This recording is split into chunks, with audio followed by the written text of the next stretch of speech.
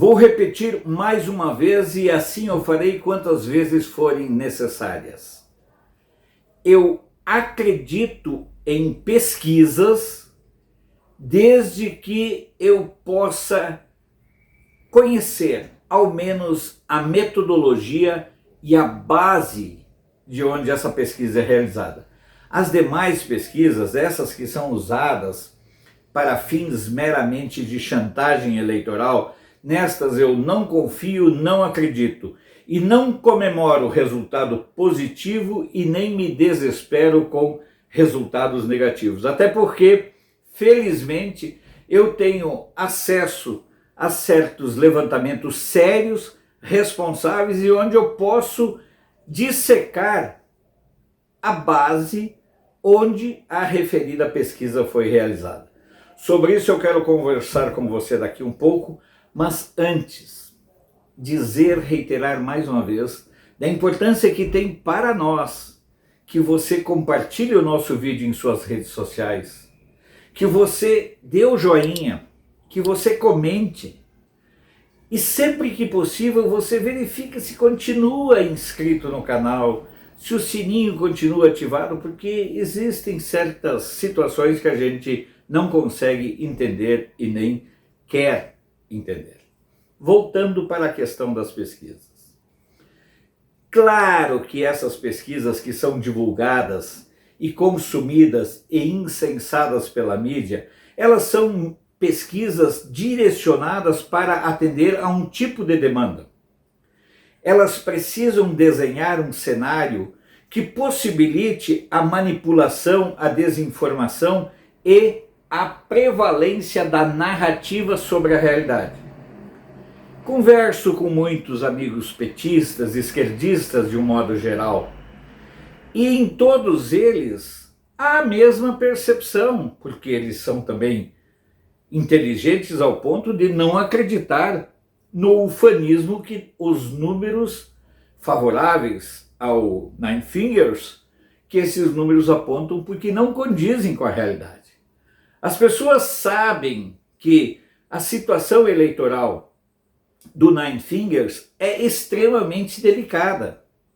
Eu costumo dizer que o patamar eleitoral do PT, que lá no passado era miticamente tratado como de 30%, assim, se o PT já não tem mais esse patamar de 30% dos votos, qual seria o novo patamar de votos do PT?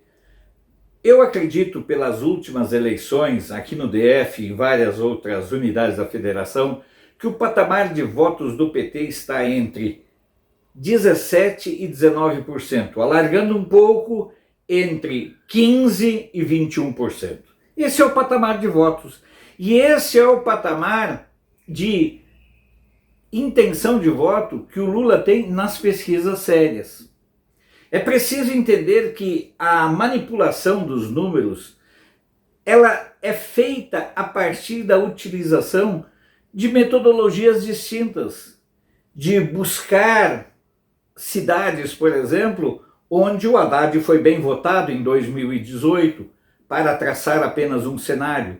Usar como banco de dados os assinantes do próprio site ou do próprio jornal é outra estratégia utilizada. Portanto, a manipulação existe. Mas a verdade vai ter que surgir, até porque as empresas de pesquisa são empresas. E elas vivem de algo chamado lucro. Elas não podem cair no descrédito que, por exemplo, o Ibope caiu ao ponto de virar sinônimo de farsa, falcatrua e adequação de números. Estratégia essa, metodologia essa que vem sendo seguida inclusive pela empresa que sucedeu o Ibope. Mas dentro desses cenários todos, das pesquisas que eu consigo acessar, dessas pesquisas que eu consigo ter uma leitura da metodologia dos números, o que eu vejo de cenários. Todos os cenários apontam para a possibilidade de vitória do Bolsonaro no primeiro turno. E isso ainda fica muito mais claro se nós A partir dessa informação, nós começarmos a ler o cenário e a realidade atual. Observem bem, há um recrudescimento dos ataques do TSE contra o Bolsonaro, contra os conservadores. Há uma tentativa escancarada de censura das redes sociais por parte do TSE. Há uma cruzada ainda mais virulenta da mídia contra Bolsonaro, contra os bolsonaristas. Há situações de desespero dos militantes esquerdistas, como o ataque a mais uma igreja. Há uma tentativa política de criar, oficializar o semipresidencialismo. Observem que são todos os cenários que convergem para a mesma realidade. As pessoas que têm que decidir sabem que Bolsonaro tem imensas possibilidades de vencer as eleições no primeiro turno. No segundo turno nem se fala. Mas é importante que as pessoas entendam que esse cenário só é possível por causa do 7 de setembro, quando 30, 40 milhões de brasileiros foram às ruas. Esse cenário de favoritismo do Bolsonaro é garantido pelas manifestações massivas onde quer que ele apareça. E o fato de que Lula, Moro, Dória, Ciro não conseguem reunir mais do que gatos pingados, e nós aqui no Brasil temos uma situação política distinta daquela nos Estados Unidos.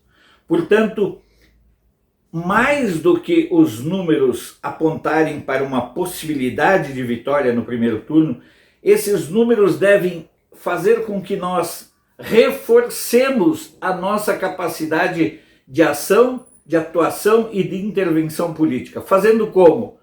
Ampliando a repercussão nas redes sociais, fortalecendo os canais conservadores, buscando de todas as formas estar ativo e participante nos processos de discussão política e, principalmente, desde já, se preparando para estar presente nas urnas e votar no dia 2 de outubro, vestido de amarelo, até porque, lembrando, dentro da estratégia do voto veterano, que reúne no Brasil mais de 35 milhões de pessoas, lembrando um dado muito importante: no momento em que você estiver votando no 22, você estará automaticamente fazendo também sua prova de vida.